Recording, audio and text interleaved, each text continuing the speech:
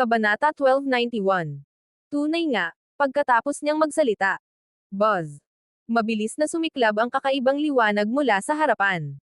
Ang mga sinaunang simbolo sa mga umuugoy na sanga ng matatayog na sinaunang puno ay mabilis na kumalat at nagtipon. Isang banal na ilog ang biglang dumaloy mula sa mga ito. Swoosh! Habang ikinakaway ni Meng Liuli ang kanyang malajid na kamay, isang malaking palad, na parang kamay ng isang Diyos, ang marahas na inagaw palabas kasabay ng isang kahanga-hangang pagbabago-bago. Well! Sa ilalim ng pagpigil ng kamay, ang banal na ilog ay biglang naging isang bowl ang kasing laki ng kamao. Ang bola ay naglabas ng berdeng kinang, hindi mabilang na sinag ng liwanag ang umikot at umunlad mula rito, at iba't ibang uri ng sinaunang simbolo ang dumaloy sa loob. Isang napakalaking dami ng mahalagang enerhiya ng buhay ang sumugod sa kalangitan. Ito. Walang ideya ang lahat kung ano ang nangyayari, ngunit nang makita nila ang cyan light na kasing laki ng kamao sa kamay ni Meng Liuli, lahat sila ay naantig. Bagamat ang liwanag ay kasing laki lamang ng isang kamao, ang sigla at pulmonya nito ay nakaantig sa lahat ng naruroon. Tinatawag ko itong primordial energy fruit at maaari itong kainin. Bukod pa rito, matutunaw ito sa sandaling makapasok ito sa iyong bibig at hindi magdudulot ng anumang pinsala. Hindi lang iyon. Pagkatapos inumin ito, maraming benepisyo ang makukuha mo. Pakilala ni Meng Liuli. Habang nagsasalita siya, muling umagos ang mga banal na ilog mula sa harapan. Sandali, lahat ay nagsimulang kumuha ng isa. Sa prosesong ito, malinaw na nakita ng lahat na kung hindi nila samsamin ang banal na ilog na ito, mahuhulog ito sa lupa. Kaagad, ang mga nakapalibot na halaman ay lalong lumago, at ang mga daloy ng buhay na numa ay nagsimulang dumaloy. Swoosh! Nilunok ni Zephyr ang primordial energy fruit na nasa kanyang kamay. Bigla, isang malakas na puwersa ng buhay ang dumaloy sa kanyang lalamunan at tumagos ng malalim sa kanyang mga paa at kamay at buto. Ang malakas at dalisay na epekto ay yumantig kay Zephyr. Ang numa ng buhay ay lubos na dalisay. Sa sandaling pumasok ito sa kanyang bibig, agad nitong pinapakain ang bawat pulgada ng laman at dugo ni Zephyr. Kahit na nakakatakot ang pisikal na katawan ni Zephyr, malinaw niyang nararamdaman na habang pumapasok ang numa ng buhay sa kanyang katawan, ang bawat pulgada ng kanyang laman at dugo ay patuloy na lumalawak at nahahati, at pagkatapos ay umuunlad tungo sa isang bagong-bagong kapangyarihan. Mabilis na lumiwanag ang berdeng ilaw sa kanyang katawan, at pagkatapos ay naramdaman ni Zephyr na bumuti ng malaki ang kanyang life force. Anong magandang bagay! Hindi maiwasan ni Liu Ruohuo na hindi maantig. Dahil sa kanilang lakas at kaharian, natural na hindi makakagawa ng anumang epekto ang mga ordinaryong kataas-taasang kayamanan. Gayunpaman, ang primordial energy fruit na ito ay sapat na upang maantig sila, sapat na ito upang ipakita kung gaano kamangha-mangha ang mga benepisyo nito. Naniniwala akong naramdaman na ng lahat ang mga benepisyo nito. Gayunpaman, hindi ito ang sukdulang banal na kayamanan na tinutukoy ko.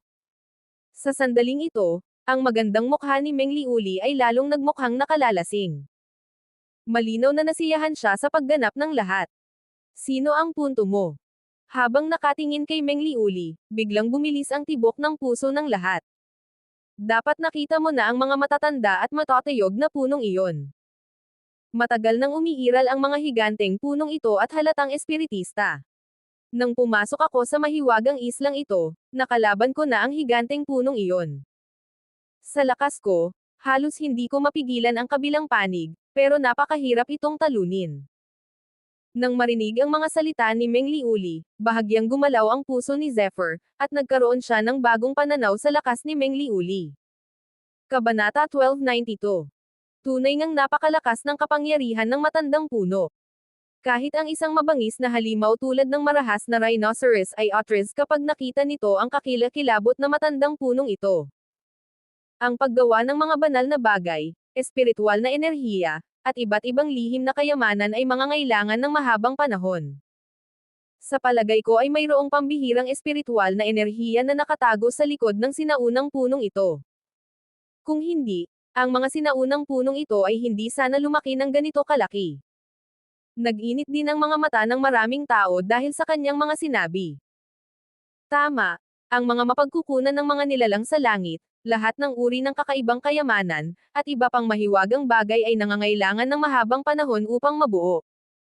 Bukod dito, hindi lang ito, mayroon pang mas mahigpit na mga kondisyon para sa mga espiritual na mapagkukunan. Paraiso sa langit na parang kuweba, nakakatakot na enerhiyang mahalaga sa buhay, kamangha-manghang kaharian. Lahat ng uri ng mahigpit na kondisyon ay kinakailangan bago lumitaw ang espiritual na enerhiya ng isang kataas-taasang kayamanan. Ang mga prutas ng primordial energy ay umunlad mula sa mga sinaunang punong ito, nangailangan sila ng napakalaking dami ng enerhiya. Kung wala ang sustansya ng isang makapangyarihang puwersa sa likod nila, imposibleng lumago sila sa ganitong antas. Lahat ay maingat at nababaluktot, at hindi nagtagal ay naunawaan nila ang ibig sabihin ni Meng Liuli. Haha. Tama ang mga sinabi ni Junior Sister Liuli. Kung ang mga sinaunang punong ito ay walang suporta ng isang malakas na suporta, mahihirapan silang magkaroon ng ganitong uri ng primordial energy fruits.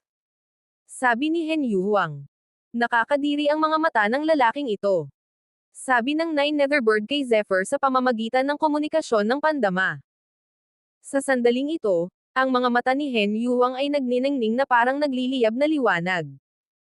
Habang nakatingin kay Meng Liuli, may matinding pagnanais na angkinan siya. Malinaw na maganda ang impresyon niya sa kanya. Siyempre, ang ganitong uri ng magandang pakiramdam ay tila hindi puro. Napakaraming sinaunang puno, at bawat isa sa kanila ay mas malakas kaysa sa isang disipulong nasa antas ng hari. Bukod pa rito, mahigit 100 sa kanila ang natipon. Hindi sapat ang ating lakas para harapin sila. Mahinahong sabi ni Bai Dijan. Pinalamig din ng kanyang mga salita ang nag-aalab na puso ng lahat. Oo, napakaraming sinaunang puno ang sumasakop sa isang lugar na daan-daang milya. Sa ganoong kalayuan, kahit na mayroong hindi kapani-paniwalang espiritual na enerhiya o banal na bagay sa likod ng mga sinaunang puno, wala pa rin silang magagawa. Hihi, hindi ako susugal bago ito, pero matapos kong makita si Junior Brother Kan, mas lumakas ang loob ko. Nag-aalab ang magagandang mata ni Meng Liuli habang nakatingin kay Zephyr na nasa tabi niya. Habang umuugoy ang kanyang mainit na katawan, naglalabas ito ng walang katapusang alindog, na nagpalasing sa mga tao. Nang marinig ang kanyang mga salita, agad na tumingin ang lahat kay Zephyr. Kung tama ang hula ko, mukhang magaling si Junior Brother Kan sa spiritual arts. Bumukas at pumikit ang magagandang mata ni Meng Liuli, at ang pares ng kulay kahel niyang mga mata ay nagniningning ng may magandang kinang, na tila isang panaginip, at patuloy na umaagos. Swoosh! Ang mga salita ni Meng Liuli ay naging dahilan upang maging lubhang matalas ang mga mata ni Zephyr. Bumukas at pumikit ang kanyang mga mata na parang libu-libong banal na espada ang lumitaw. Matatalas ang mga ito at may taglay na malakas na aura ng pagpatay. Sa simula, nakangiti ang magandang mukha ni Meng Liuli, ngunit sa sandaling ito, hindi niya maiwasang hindi matigil ng ilang sandali, at ang kanyang magagandang mata ay nagpakita ng isang ekspresyon ng pagkagulat. Kabanata 1293. Sa sandaling ito, malinaw na naramdaman niya ang isang nakakabaliw na aura ng pagpatay na umiikot sa kanya, na parang si Zephyr ay naging isang demonyo, handang umatake anumang oras. Zephyr, ano ang gusto mong gawin? Si Hen Yuhuang ang unang nagsalita. Biglang sumabog ang isang napakalaking kapangyarihan. Sa oras na ito, tila nasa mataas na moralidad siya, at ang kanyang hakbang ay determinado at walang kapantay. Senior Brother Hen, tumigil ka na sana. Bahagyang nagbago ang magandang mukha ni Meng Liuli at dali-dali niya itong pinigilan. Pagkatapos ay bumakas sa kanyang magandang mukha ang isang ekspresyon ng paghingi ng tawad. Dahil masyado akong pabaya. Malinaw na ayaw ni Junior Brother Kan na malaman ng maraming tao ang tungkol sa kanyang spiritual art. Sa pagkakataong ito, sinabi ko na ito ng malakas. Pasensya na. Sa oras na ito, bahagyang nagbago na ang ekspresyon ng maraming disipulo sa antas ng emperador. Ang soul technique ni Zephyr ay malinaw na isang malaking tagumpay. Dahil nabunyag ito ng walang prinsipyo, isang malaking karangalan na ang hindi direktang umatake. Gayunpaman, ang isang sining espiritual ay hindi isang ordinaryong natatanging kasanayan. Kaya naman, sa oras na ito, maging ang mga mukha ni na Jindy, Yun Tianteng, at ng iba pa ay naging mas seryoso. Ang isang spiritual art ay mas makapangyarihan pa kaysa sa lahat ng uri ng sikretong kasanayan. Naranasan na nila ang makapangyarihang lakas ni Zephyr. Ngayon, sa pagdaragdag ng spiritual art, si Zephyr ay naging napakagaling. Senior, lalo mo lang akong pinapahirapan. Ngumiti si Zephyr ng mapait, at pagkatapos ay unti-unting nawala ang kanyang balak na pumatay. Masyadong matalino si Meng Liuli. Sinamantala ni Zephyr ang pagkakataong gampanan ang papel ng may layunin. Mas nakakagulat pa ang talino ng kabilang panig kaysa kay Liu Ruohuo. Ayaw ni Zephyr na mahuli siya ng kabilang panig. Kaya naman, ang kanyang pagsabog sa sandaling ito ay isang hindi direktang babala sa kanya. Soul Technique. Hindi talaga iyon naintindihan ni Zephyr. Gayunpaman, ang universal nature na kanyang isinagawa ay mas mataas pa sa ranggo ng Soul Technique. Dahil mali ang pagkakaintindi nito bilang isang spiritual art, labis ang tuwa ni Zephyr kaya hindi niya may pagtanggol ang sarili. Hindi pagkakaintindihan, lahat ng ito ay isang hindi pagkakaunawaan. Sinubukan ni Liu Ruohuo na patahimikin ang sitwasyon gamit ang isang ngiti. Ang dating tahimik na kapaligiran ay nagsimula ring kumalma ng husto. Ano ang plano mo? Habang nakatingin kay Meng Liuli, tumigil si Zephyr sa pagsasalita ng kalokohan. Ang bawat isa sa daan-daang sinaunang puno ay may walang ubos na lakas. Kung aatakihin natin sila ng sama-sama, hindi tayo magiging kapantay nila. Gayunpaman, nakita ko na ang kakayahan ni Junior Brother Khan na supulan ang mga buhay na nilalang ng Water Clan, na ang lakas ay maihahambing sa mga disipulo sa antas ng hari. Mula sa pananaw na ito, ang soul technique ni Junior Brother Khan ay hindi isang problema para harapin ang mga sinaunang punong ito. Hinihiling mo sa akin na supulan ang mga matatandang punong ito at pagkatapos ay tulungan kang sumulong. Sabi ni Zephyr nang may bahagyang ngiti. Habang nakatingin sa ngiti ni Zephyr tila nawalan ng malay si Meng Liuli. Kapatid na may problema ba? Emph. Si Jindy sa kabilang linya ay halatang may naisip at hindi mapigil ang mapasinghap. Tunay nga, gumalaw si Zephyr nang nakangiti at sinabing. Napakasimple lang ng problema. Ang soul technique ko ay nakabatay sa spirit energy, pero ang pagkonsumo ng spirit energy ay hindi walang katapusan.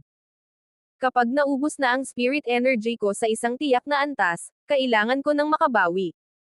Ang paggaling ng spirit energy ay tila mas mabagal kaysa sa paggaling ng true energy. Ang pangalawang tanong. Kung gagamitin ko ang aking spiritual art, paano natin dapat ibahagi ang mga benepisyo? Kabanata 1294. Hindi madaling masagot ang dalawang tanong na ito, ngunit ang sinabi ni Zephyr ang siyang katotohanan. Dahil sa lakas ng mga disipulong nasa antas ng emperador, natural na kilala nila ang enerhiya ng espiritu. Kapag naubos na ang enerhiya ng espiritu, talagang napakahirap itong mapunan muli. Hindi mabilang na beses itong mas mabagal kaysa sa paggaling ng tunay na enerhiya. Kuya Kan, ano ang kailangan mo? Tinupad ni Meng Liuli ang kanyang reputasyon. Malinaw niyang nakita ang iniisip ni Zephyr at direktang ibinalik ang tanong kay Zephyr. Napakasimple lang. Nabalitaan ko na mayroong isang kahanga-hangang bagay na tinatawag na Spirit Gathering Gem sa Bright Gold Sect. Mabuti ito para sa pagpapalusog at pagpapanumbalik ng enerhiya ng espiritu, at tila mayroong Snow Lotus mula sa Hentian Palace, pati na rin ang Heaven Feather Divine Fruit sa inyong akademya. Mukhang ito ang mga pinakamahusay na pampalusog para sa kaluluwa. Tungkol naman sa pangalawang tanong, mas madaling magdesisyon. Ang nakuha ko ay akin. At para sa pinagsama-sama nating pagkain, gusto kong sakupin ang 20% ng mga ito. Sa iyong panaginip. Pagkasabi ni Zephyr, galit na sumigaw si Hen Yuhuang. Walang katumbas ang bawat spirit gathering gems ng ating Bright Gold Sect. Kahit ako ay wala ring dalang kahit isa. Malamig na sinabi ni Yon Tianteng mula sa Bright Gold Sect. Si Meng Liuli lang ang nakasimangot, na parang pinag-iisipan pa rin niya. Tungkol naman sa pamamahagi, sang-ayon ako. Unang nagsalita si Bai Dijan. Ang mga taong kayang magtrabaho ng husto ay natural na makakakuha ng higit pa. Wala akong tutol. Ang boses ng Fighting Ape Emperor ay kasing lalim ng kulog. Tungkol naman sa pamamahagi, wala akong tutol. Tumanggo si Liu Ruohuo at sinabing. Okay. Mahinahong sabi ni Kay Chanjian ng Heaven Mending Pavilion. Sa sandaling ito, tanging sina Meng Liuli, Yun Tianteng, at Hen Yuang lamang ang natitira. Malinaw na pinag-iisipan ng una ang mga bagay-bagay. Total, ang Heavenly Feathered Divine Fruit ay hindi isang simpleng bagay, ito ay isang walang kapantay na kataas-taasang kayamanan. Kahit na si Meng Liuli ay isang walang kapantay na pag-iral sa kanyang akademya, wala siyang marami nito. Kapatid na Kan, sang-ayon ako. Sa wakas, dahan-daang ibinuka ni Meng Liuli ang kanyang bibig at piniling sumang-ayon. Sa sandaling ito, si Hen Yuang at Yon Tianteng lamang ang natitira. Pareho silang galit kay Zephyr kaya't nagngalit ang kanilang mga ngipin at gusto nila itong sampelan hanggang mamatay. Hindi nila inaasahan na mapipilitin sila sa ganitong paraan ni Zephyr sa sandaling ito. Mga senior brothers, palaging may panalo at talo. Naniniwala akong dapat ninyong malaman ang gagawin, tama ba? Tanong ulit ni Meng Liuli. Sa wakas, si Hen Yuang ay nagtapon ng isang bagay. Para itong 10 bulaklak ng lotus na kasinlaki ng kamao, na naglalabas ng malamig na aura. Ang lotus ay naglalabas ng purong itim na liwanag, na hindi naman mukhang masama. Sa halip, mayroon itong banal na amoy. Malinaw na napagpasyahan ni Zephyr na amoy iyon ng snow lotus ng banal na bilangguan. Napakakaunti. Ang enerhiya ng aking espiritu, kung hindi ako makatagal sa kritikal na sandali, sana ay hindi mo ako masisisi. Tumingin si Zephyr kay Hen Yuang na may bahagyang ngiti sa mukha. Damn it. Gusto niyang sampelan si Zephyr gamit ang palad niya. Hindi niya inaasahan na balang araw ay mananakawan siya. Sa wakas, gumalaw ang sulok ng kanyang bibig. Naghagis siya ng syampang snow lotus at malamig na sinabi. Ang huling siyam. Base sa kanyang saloobin, kahit na itinago pa rin niya ang ilan sa mga ito, bihira na siyang hindi na pinilit ni Zephyr. Kung may magsisimula, may makikipagtulungan. Sa oras na ito, kahit na labis na kinamumuhian ni Yon Tianteng si Zephyr kaya't nagngalit ang kanyang mga ngipin, mahigit 20 spirit gathering gems lamang ang kanyang natatanggal mula sa kanyang katawan ng may baluktot na mukha.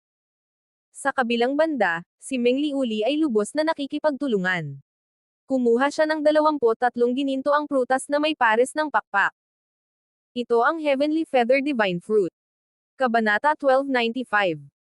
Hindi ko lamang taglay ang mga hiyas na nagtitipon ng espiritu, ngunit ang mga snow lotus ng banal na bilangguan at ang mga banal na prutas ng balahibo ng langit ay mga bihirang banal na bagay. Nagsimulang magningning ang mga mata ni Nine Netherbird. Mas mabuting maging kumpiyansa ka. Kung hindi, hahayaan kitang iluwa ang lahat ng kaya mo. Malamig na hamog ang bomb-alot sa mukha ni Hen Yuang habang malamig niyang tinatitigan si Zephyr. Tara na. Hindi siya pinansin ni Zephyr at binati sina Meng Liuli at ang iba pa. Natural lang, ang mga taong dinala ng mga disipulo sa antas ng emperador ay hindi pinapayagang pumasok. Dahil sa kanilang lakas, kailangan nila ang proteksyon ng mga disipulo sa antas ng emperador. Sa kasong ito, lahat ay nasa malaking panganib. Kaya naman, si Yan Xiaoro at ang iba pa ay inutusang manatili, habang ang banal na ilog ng primordial energy fruits ay patuloy na dumadaloy sa kabilang panig. Magandang desisyon para sa kanila na manatili rito. Pagkatapos ng isang diskusyon, nakabuo sila ng isang magandang plano. Swoosh! Singilin. Isang grupo ng 9 na tao ang sabay-sabay na sumugod papasok. Sa 9 na tao, lahat sila ay walang kapantay at walang kapantay. 8 sa kanila ay mga disipulo sa antas ng emperador, at si Zephyr ay isang halimaw. Ang kombinasyong ito ay sapat na upang lipulin ang lahat ng mga disipulo sa lihim na lupain. Habang sumusulong sila, ang malahad lang na enerhiya sa kabilang panig ay agad na dumaan.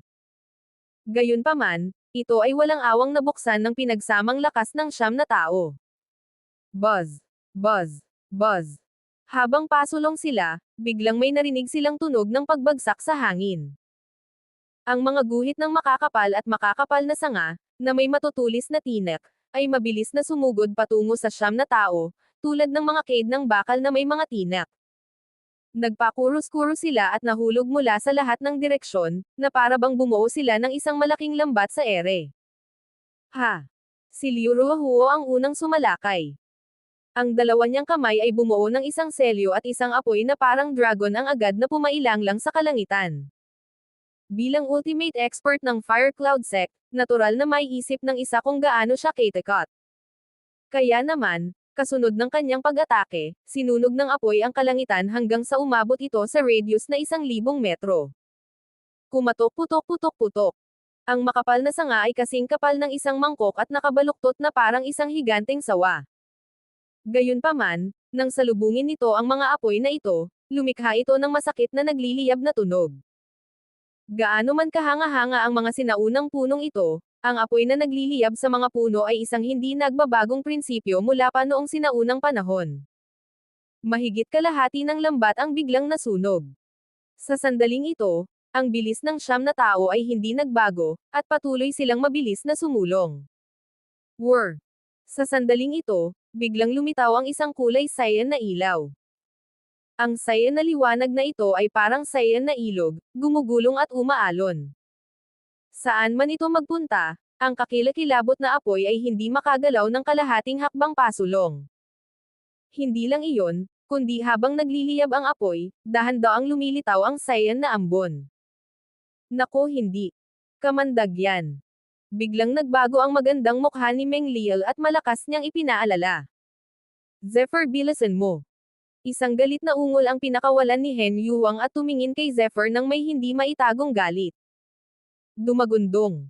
Ang asul na hamog ay umiikot pataas at pababa, sumasayaw sa hangin. Maging ang lupa mismo ay kinakalawang at naging putik. Sa sandaling ito, hindi pa kasama ang hirap gumalaw kahit isang hakbang, may mga bahid ng kamandag na kumakalat na parang matatalas na espada. Umuungol. Kumukulo ang mahalagang enerhiya ni Yon Tianteng, na parang nagliyab at biglang sumabog. Ang nakakatakot na kapangyarihan ng kanyang mahalagang enerhiya ay marahas na pumalibot sa paligid at naging isang kamangha-manghang harang.